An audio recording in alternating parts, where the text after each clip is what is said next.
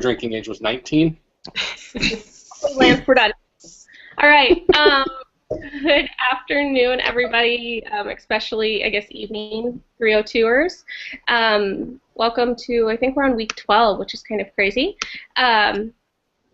If you want a link to this Hangout, shoot your personal Gmail on the question page that's linked from Canvas, and I will get you in here as well. Or you can just watch it from the Hangout page also. If you click on the Q&A, there's the ability to ask questions to people. We have 3 very special, delightful guests tonight, and I will let them introduce themselves, a little bit about who they are, their past, and kind of what they do now. So whoever wants to take it first. Ladies first. Okay, thanks. Okay.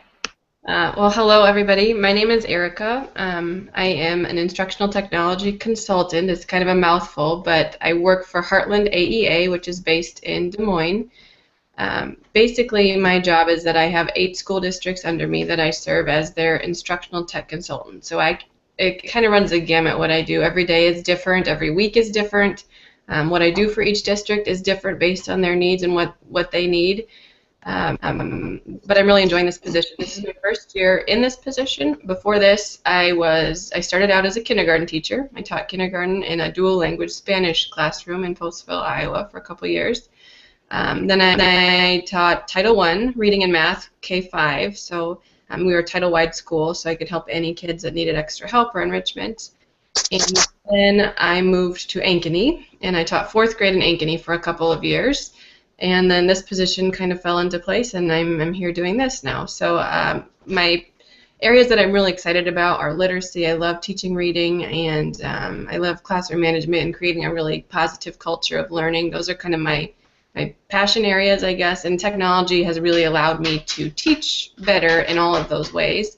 I've found that through using things like Google Drive and just simple tools, it's not about fancy things, but by using those things, I was able to create a very student-centered classroom where kids were in charge and responsible for their own learning, and that just has kind of driven me to keep going in this field, and that's kind of where I came from and how I got here. So if you want to connect with me, I'm at Mrs. Lee Iowa on Twitter. I'd love to hear from you guys or what you're doing. I should put that in my bio maybe. Otherwise, I'll put my email there too. Any questions you have or anything, I'd love to hear from you guys if you need anything. So thanks, Jamie, for inviting me. I muted myself, so if I talk, that's not helpful. Let's go with, Josh, I'm going to have you go next, if that's okay. Yep. My name is Josh Allen. I am the Technology Integration Specialist for Lewis Central Community Schools on the south side of Council Bluffs. This is my first year at Lewis Central. Prior to that, I spent 7 years in a similar position for Papillion La Vista Schools, which is outside the Omaha metro area.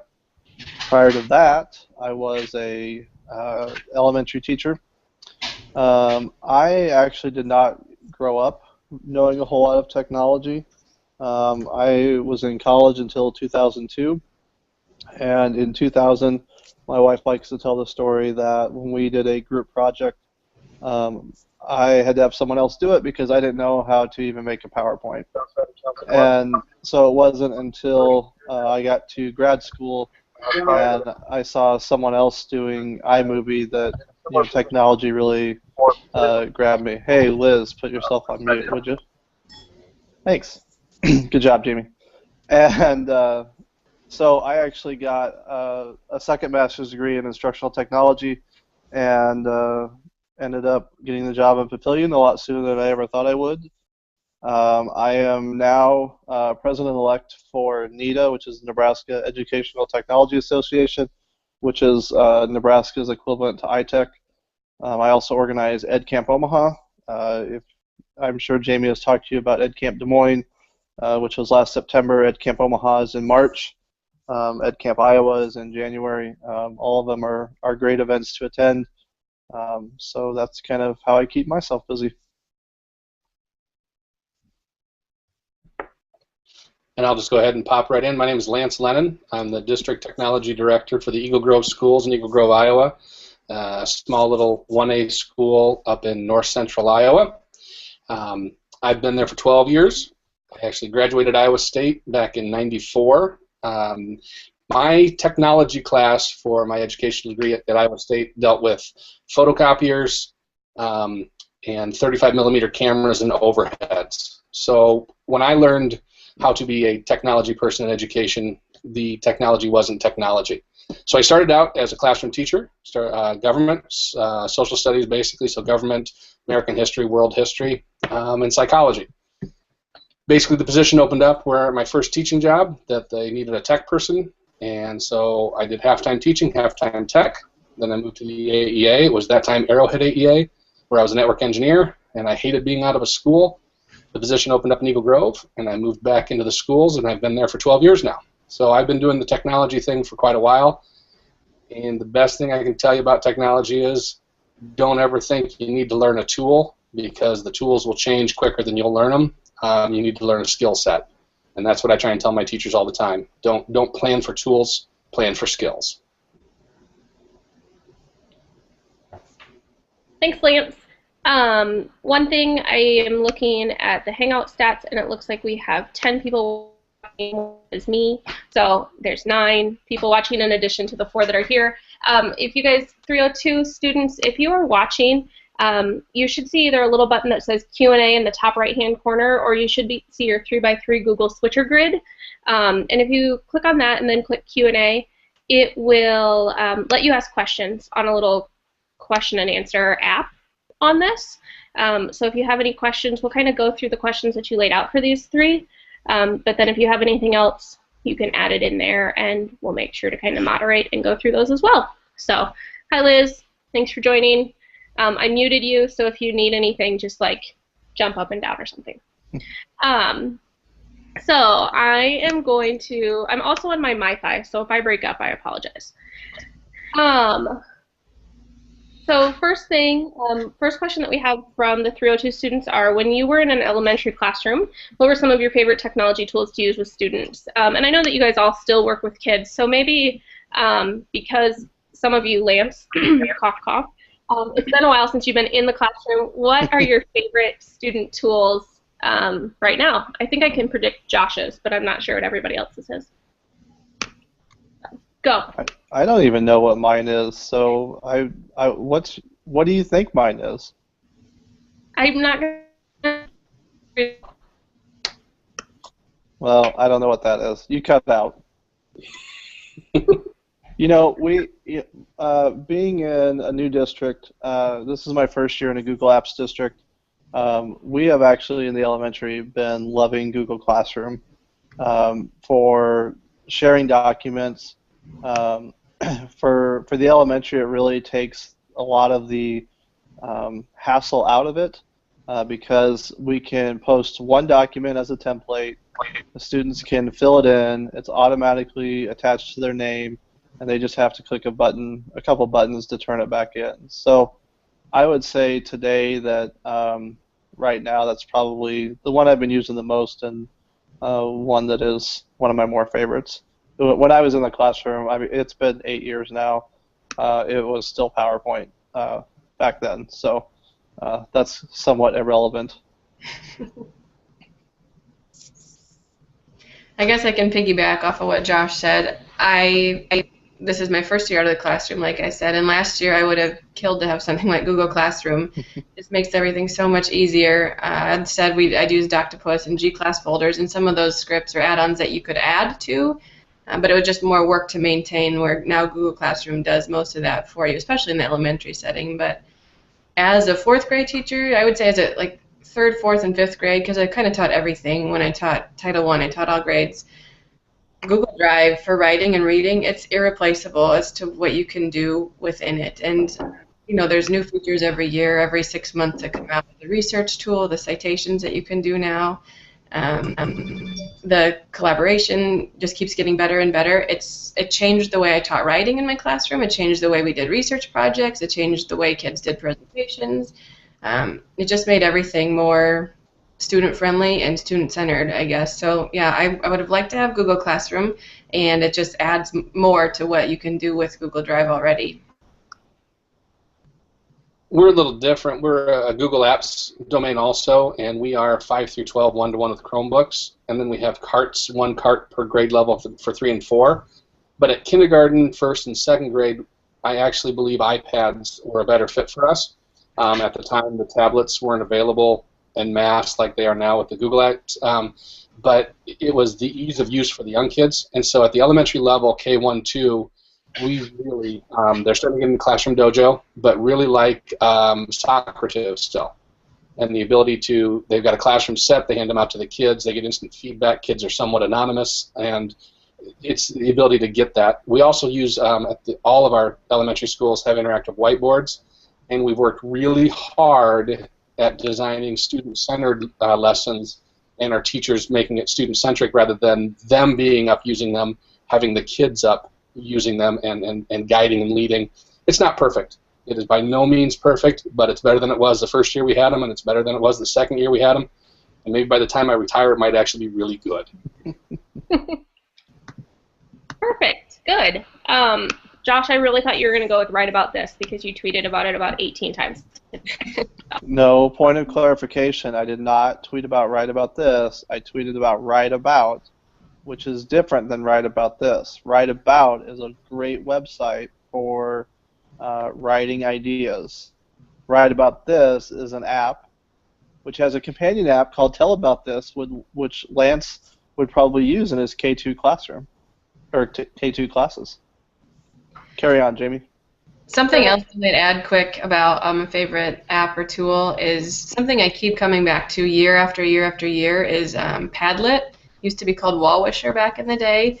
I find it's such a versatile app. You can do it for so many different things. Kids can sign in with their Google accounts now. You can sign in with your Google authentication.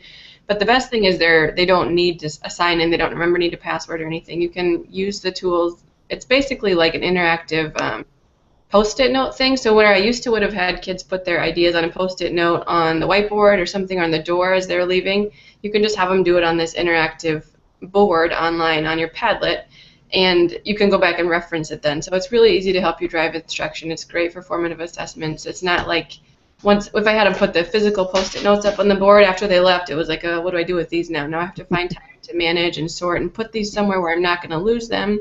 Whereas with Padlet, I have all those links and Wallace saved in my account, and if I'm doing a formative assessment on reading and we're practicing a skill where they're talking about character details and describing characters, I can just go into that Wallwisher or Padlet, and look at it and see who did really well at describing the characters. Then I can push them a little bit. I can look at who described their characters poorly, and then I can give them the instruction they need. It's at my fingertips. It's easy. It's not fancy, like I said, but it works so well. And now the tools, it's better now because you can make them collaborative, you can make them private, put a password on it if you want to use them with parents or for other things too. So Padlet.com and Google Drive are my go-tos over and over again. And it's COPA compliant for elementary. Jamie, don't. I'm not laughing at you. I'm just giggling. So you guys talk about good tools to use with kids. What are your most commonly used tools that you use as a professional?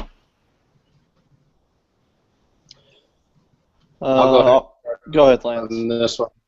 Oh, thanks, Josh. The biggest tool for me is anything on the Google Apps side. Forms and Drive with docs and sheets and the new add-ons that are there. They're on a daily basis. I'm in it more than I'm not, especially being a Chromebook school. That's some of the stuff that we use. So for me, I would say Google Apps for Education is one of the biggest apps that we use in our district. And Twitter. My wife just told me yes, and don't forget you use Twitter quite a bit. Excellent PLM tool. Well, that's a great. I was going to say that's a great lead-in, Lance, because that's actually what I was going to say. I have spent a lot of time this year being new to the Google Apps world, learning all the intricacies of it and all the things that it can do. But regardless of what type of school you go into, whether they have Google Apps or not, a common denominator, and like Lance mentioned earlier, how tools change. Twitter is a constant for me.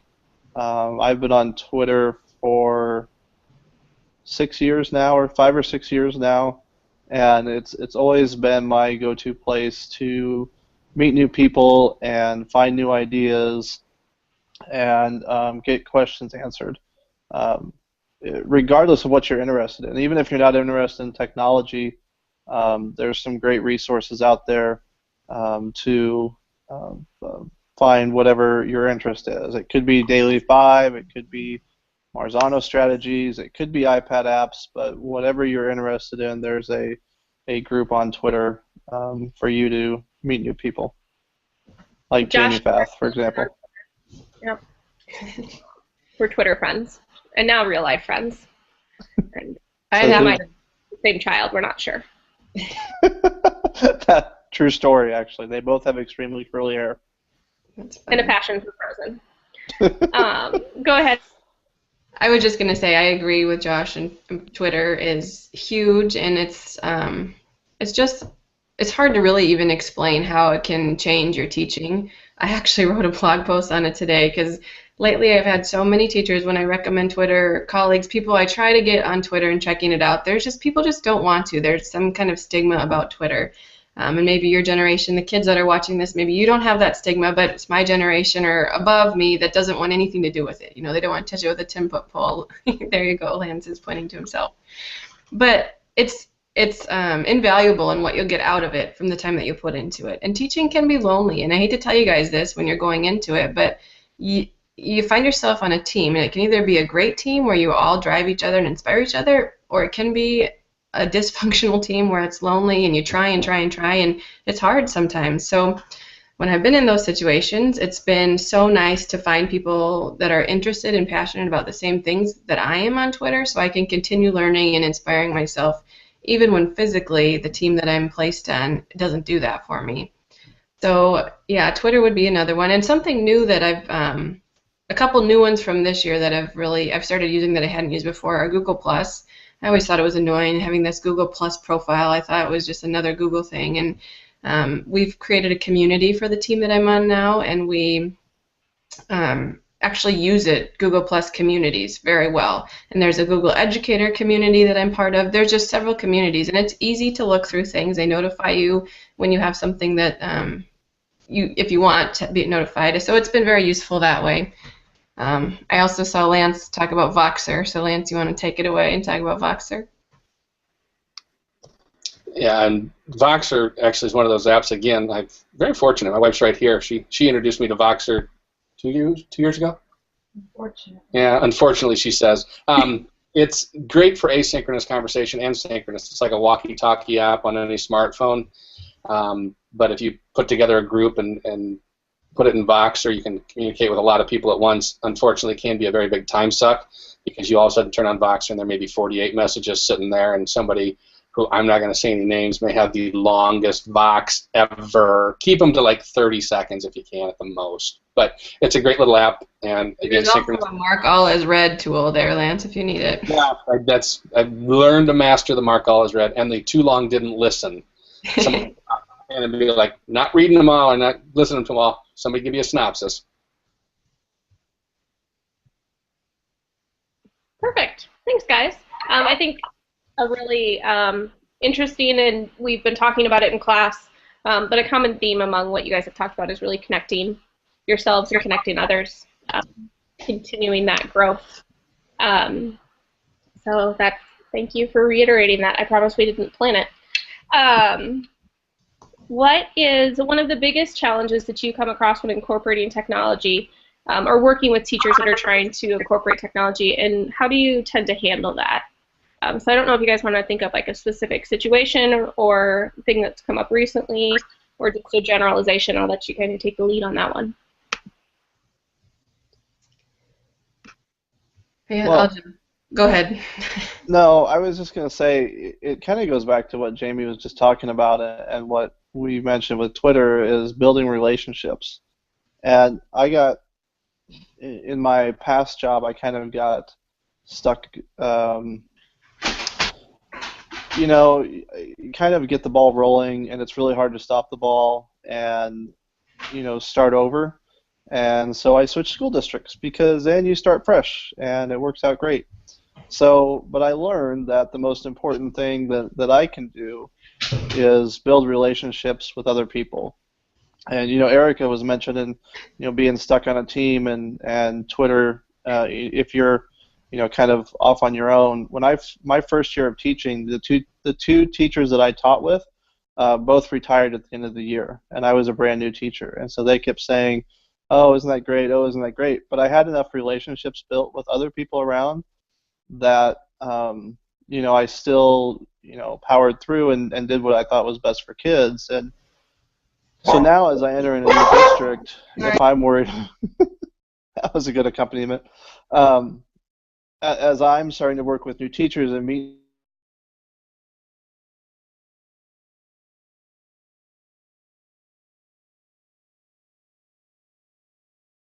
new, but as you develop relationships with people that you're working with around whatever it is that you're doing, that's what's going to make whatever you do successful. So, as I said, Twitter Voxers are great places to continue conversations with people who are not next to you, but the relationships in the building are extremely important as well.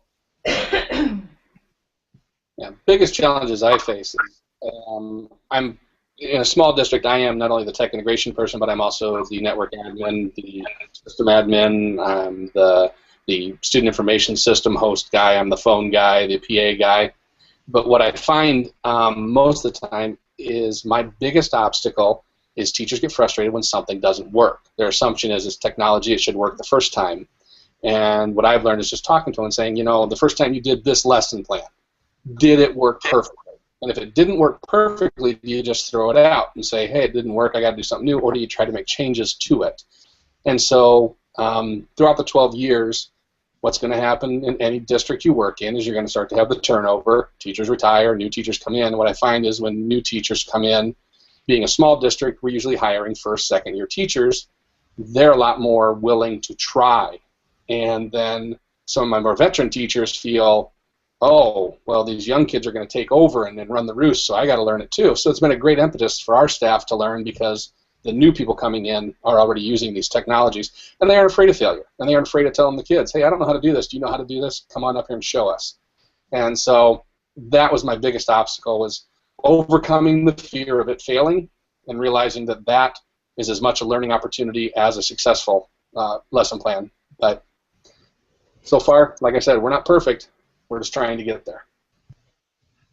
Yeah, you guys both had great points, and just one thing that I think I can add is it really does depend on what position you're in. Like I said, I have 8 school districts, and I still need to count how many teachers that is and whatever that I serve. It's very different than if I am in one school district. I'm the tech integrationist for a small to mid-sized school.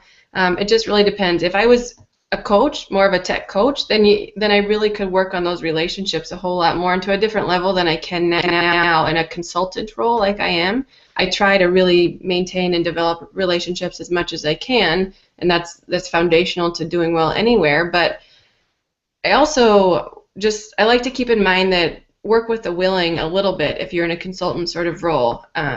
Like Lance said, it's going to spread. They're going to see people doing things and doing good things, and they're going to either, 1, be inspired and want to join them, or 2, they might be threatened and want to keep up. So you hope it's the other way around, that they're going to be inspired, but that can create a change and an impact. And it's really, I think, a lot of times in technology, the naysayers get catered to. The people that say, I can't do it, or how do I click this? Where do I click? What do I do? I don't know. They get catered to over and over again, and we have PD for them, how to sign up for this, how to do this. But in my mind, I really want to capitalize on those teachers who are willing and able and wanting to do things, and challenge them and help them create scenarios where they can challenge themselves even more to integrate technology in engaging ways that really impact learning. So I guess that's just a little advice, is work with the willing if you can. I'm not saying leave those people out who need help clicking on links, but just don't make sure that can be a time suck. And be knowledgeable and proactive about that, I guess. I want to follow up real quick, because I think it's really important as new teachers that something that both Lance and Erica said is that willingness to fail. You have to be okay that technology might not work during that day. Something probably will go wrong. And like Lance said, it could be a lesson. You could misread your math textbook. Like, something can go wrong. With technology, it should be okay if something out of your control goes wrong. That should not be your fault. And I'll disagree a little bit with what Lance said. I don't necessarily. I think that yes, new teachers are okay that things may go wrong, but as administrators have to be have to kind of craft that vision a little bit and build that culture that it's important to utilize technology and minimize the errors as much as possible, but give kids the freedom. You don't have to know everything. Hopefully, as your administrators, when you get to your buildings, will promote that culture. I've been in both situations where administrators think technology should be perfect. The situation I'm in now is great because it is okay if things go wrong as long as it's well thought out. And to piggyback off that again too, is you're going to fail yourself, and it's okay to fail. I think that some teachers just have that mindset that they have to be perfect, they have to know more than their students, and that's just never been how I approach things. I like to learn things, and I like to think I'm knowledgeable about things, but I'm not perfect. I'm not a know-it-all. I don't hold all the knowledge on any topic, and I was always forward with that about my teachers, or with my students, and now with teachers. And just yesterday, actually, I helped a very technology-reluctant teacher design a social studies lesson or sociology lesson, and I was going to co-teach with her because she's not comfortable. They're one-to-one iPads, and her kids have never used the iPads in her room.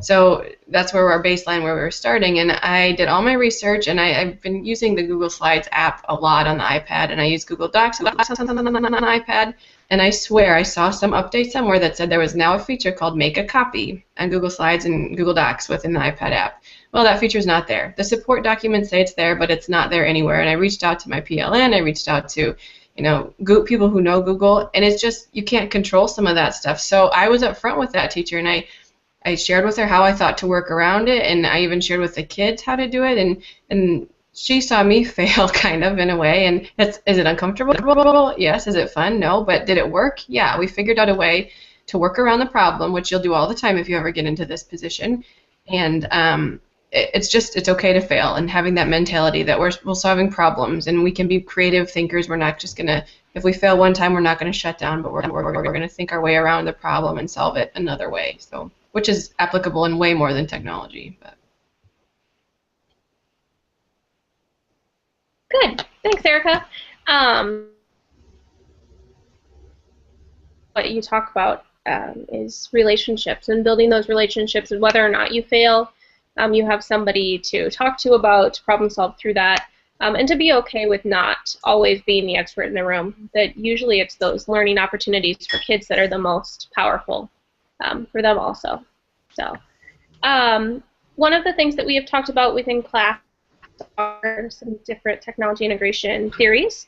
So we've talked SAMR and we've talked TPACK. Do any of the three of you have any strong feelings or opinions about what do you think about those two theories? Do you use them when you work with teachers? I've told teachers that it's not necessarily the theoretical piece that they need to know, but how you actually use it in the classroom. But I don't know if you guys have anything to chime in on TPACK or SAMR.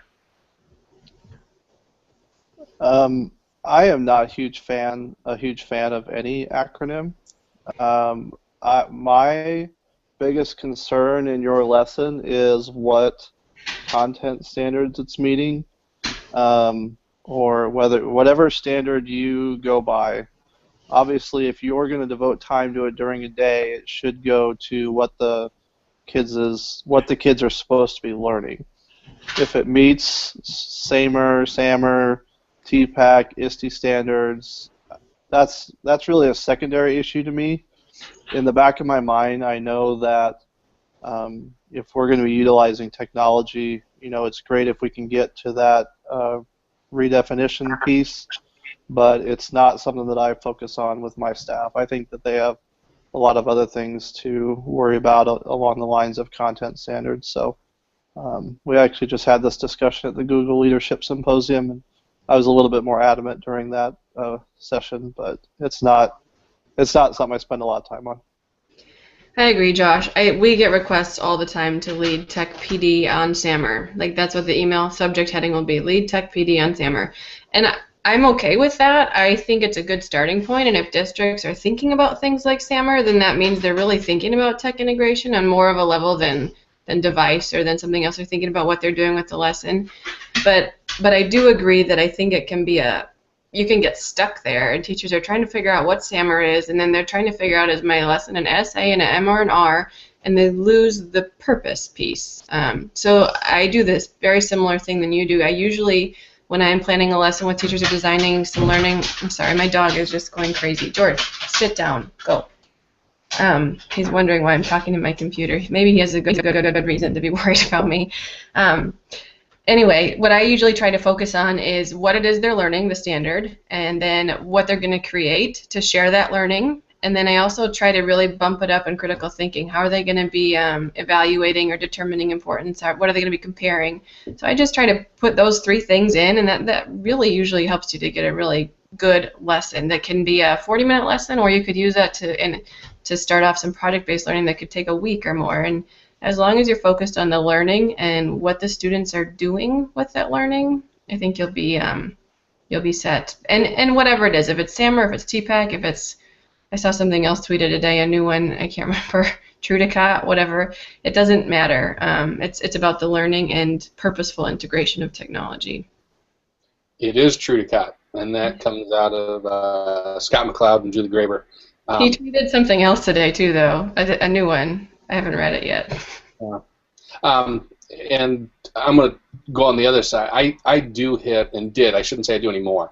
When we started our desire to go one-to-one, one of the things we worked on with Teacher in Service was really looking heavily at SAMR and TPAC to get that foundation going, and then said to them, now you have the tool. It's no different than when you talk about your quadrant lesson, whether it's 1, 2, 3, or 4. That shouldn't be the focus of your lesson. Your lesson should be your lesson, build your lesson, design your lesson, but using the framework to determine whether or not it's a good use of technology within the lesson.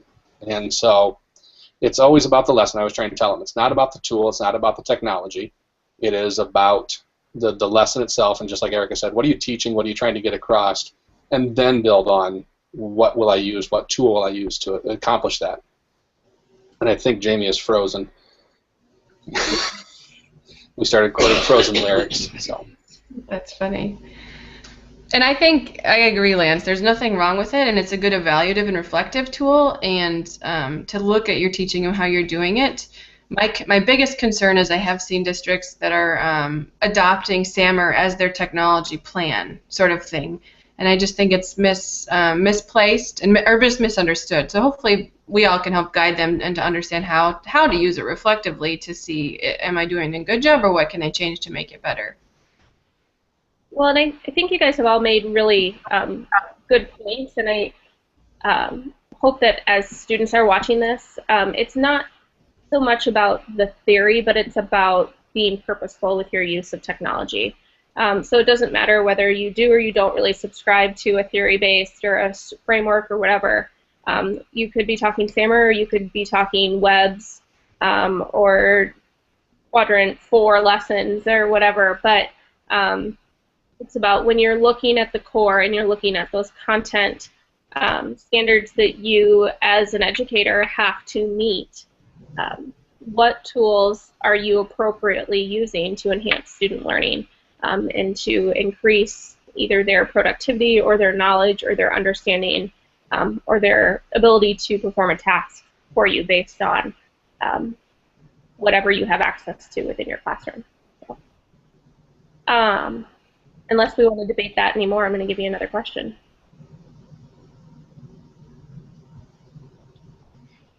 Anybody? Bueller? I know. I you know what I really liked what Lance said about it. You know, as they're rolling it out and teachers understanding what the tool can do. I would definitely agree with it. But when I get sick of it is like what Erica said about school districts that just kind of continually shove it down your throat. and they lose sight of what's really important in a classroom. Because Lance said it at the beginning, the tool's going to change, but it is important to see what that tool can do when you bring it on. I was looking at, and I don't remember who it is. It's on one of the Solution Tree blogs again right now, but it's not about the tool, it's about what you ask students to do. And I think that's the same with professional development or working with anybody. It's not about, we focus and have focused for so long on tools and skills, but it's more about the bigger picture. What's the grand idea and what's going on? I think it's Molly Schroeder from Wisconsin. Her quote is, date the tool and marry the learning, or something like that. Date the device and marry the learning. Good. On that note, one of the questions is, what is your least favorite tool? What is your least, is there a certain technology item that doesn't work in the classroom, or the way that you use it that does not make it work? What are your guys' thoughts on that? I'll jump in quick because I love my iPad and I love my iPhone, but for a one-to-one in a high school, I don't love iPads. It's hard. I mean, I think there's so much more that a laptop and a Chromebook can do, and you're not worried about Apple IDs, and maybe this isn't what you're going for a tool or a device, but that's just been on my nerves lately. I have to problem solve so many more things when I'm using Apple IDs and trying to do Google. So I don't know. I really like iPads for K2-ish, and for other things, for creating and doing a lot of the video and artistic things that they can do with the older kids. I think they should have them available, but I don't think it's the best tool for one-to-one. That's been my rant lately. And I don't like Prezi. I used to love Prezi, but what I have found is it becomes about the transition and the movement, and never thought I had vertigo. But I think I've realized with Prezi, I definitely have vertigo. It's just over you. Fourth graders use it. Whoa. That was like, first time I ever did a PowerPoint, it was about the transitions and the sound effects and not about the content, and it's just one of those things. It's more and more, if you teach people it's about the content, Prezi can be a great tool, but for the most part, it's all about the movement and zoom in, zoom out. And, nope, don't like Prezi. Mm-hmm. And my wife doesn't like Voxer. So. My husband doesn't like Voxer either. I think one other thing I'm careful of is anything that is an app or a tool where what you do in it is stuck in the app. If there's no way to get it out and do something else with it, then I'm like, well, what do? You just have to have that app, and you have to go back into that app to getting things. But I love apps like EduCreations where you can create something and then share it via email or YouTube or however you want to share things. I think that sharing part is important as well. And I've also been kind of on a COPA kick lately, so I've been really making sure that anything I tell elementary teachers to use is okay for kids 13 and under. And you'd be surprised how many things in their terms of service and in their privacy policies are not allowed for kids under 13. And legally, there are significant ramifications if you're recommending those, or if you as a teacher are saying that you can let kids use those. So things like Today's Meet and I think that's one of the biggest ones that a lot of elementary teachers use, that they really shouldn't be having kids create accounts again. So. I will agree with Lance on Prezi. One that I despise even more is Animoto. I don't feel like you can clearly communicate your learning in a 30-second template video that because you can't put any audio in other than the music, and you have very limited amount of text, and so sometimes the pictures really aren't communicating to me what you're really trying to get across. So probably the biggest tool, and I don't really know that I've ever told anyone how much I despise Animoto, because I know a lot of people do like it. So I'm coming clean tonight in front of all of you that I dislike Animoto. I feel better about that now. I do too. Hey, Erica, do you want to take a second and kind of better explain what COPA is for everybody that's watching? My guess is they haven't heard of that one. Sure. And you two feel free to jump in if Lance and Josh if you want to, but COPA is an Online Protection Act for children. So basically, it's legislation that says anybody that creates a website or a tool or an app that's used for business and in its essence to make money, these people need to get permission from the kids' parents to have them have an account on that. So it's anything that's collecting some sort of identifying data, whether it's a name, a username, the kids are inputting things. A red flag is usually if it asks you to sign up for an account, then it's most likely collecting something. And if it's for kids under 13, they need to get parental permission. So a lot of companies just flat out, they don't want to deal with that law and that legislation because it requires them to keep that data in places. There is a lot of work on the company's end to offer website services to kids under 13. So a lot of the companies, Today's Meat was the one that I mentioned, they just say, no, if you're under 13, you can't use it. So part of what COPA does is it was changed so that a teacher can give a child permission instead of their parents. They can give them permission to use things if they need to. If they need to sign up for things, some of the services will say, if you sign up for this, you need parental permission. Check here that says you got parental permission. Well, there's legislation within COPA that says teachers can act as the parent, but the parents need to know what site that is, and you need to keep the parents informed.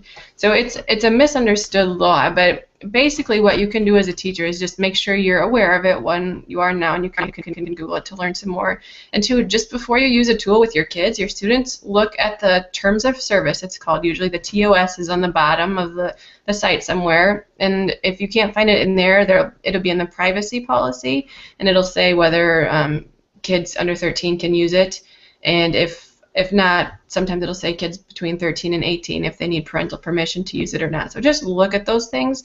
They're usually pretty straightforward. If they're not, email the developer or whoever owns it. You'll be surprised what they'll get back to you. And sometimes even ones that we've found that they say kids under 13 can't use them, we've emailed the developers and said, I really want to use this with these kids, is that okay? And they'll email back and say, sure, that's fine. We've had that happen 3 or 4 times. So then if you just keep that record saying they gave you permission to use it, that should be enough if you ever get into any kind of trouble, as long as you have detailed record of the permission to use things. But just have to know it and look for it, and don't plead ignorance on this one, because a lot of people do. Thanks, Erica. We are kind of wrapping up on our time together. So do you guys want to, just remembering that these are teachers that will student teach within the next 1.5 to 2 years, do you have any advice or recommendations that you would give them as they kind of finish their teacher ed programs?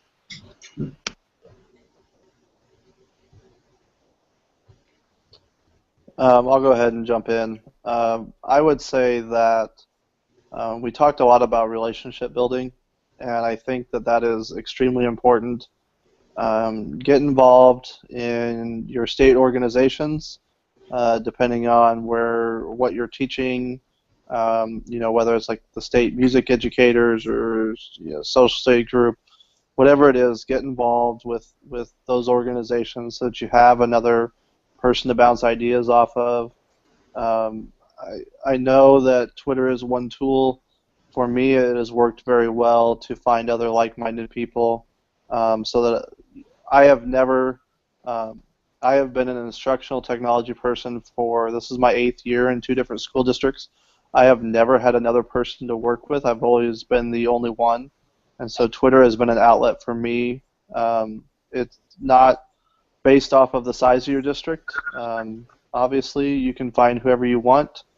There are a ton of hashtags. I'm sure Jamie would be willing to share with you where you can go find those and what are most relevant to you, and build relationships that way so that you have someone to interact with and get feedback from and learn from. So that would be my vote. I guess mine is just to keep learning and stay excited about what you do. Oftentimes we're kind of made to feel like we need to fit into a box as teachers. We need to carry out orders and be soldiers, and be a good soldier, carry out the orders you're given, but don't stop learning, and just don't stop challenging the status quo if your heart doesn't believe in it. I think because it can be tough when you're passionate about something and it doesn't align with what your district's asking you to do or what maybe the basal or series is asking you to do. So don't stop trying, I guess. Don't just do what they ask you to do just because they ask you to do it. Think outside that box, challenge the status quo, and make sure you're following your heart and doing what's right for kids. My advice is run real far. No, I'm kidding. If you're meant to be a teacher, you're meant to be a teacher, and it doesn't matter what role you're in the school. Every day, I'm still teaching. You know, if I find a kid, I'm working with kids individually. Someone's, not going on the right website, I'm teaching them etiquette. I'm teaching them manners. I'm teaching them responsibility. But don't be afraid to fail, and go out there and go big. I mean, the worst thing that's going to happen is it's not going to work, and guess what? A lot of times in teaching, it doesn't work. But if you don't take risks and if you don't take chances, you're never going to get ahead. Be willing to change, be willing to be flexible, but realize that you get to go to work every day and work with people that admire you for what you are. And surveys have shown that teachers are like the second most highly regarded profession after, I think it's firemen. And so kids look up to us, and just be good role models. You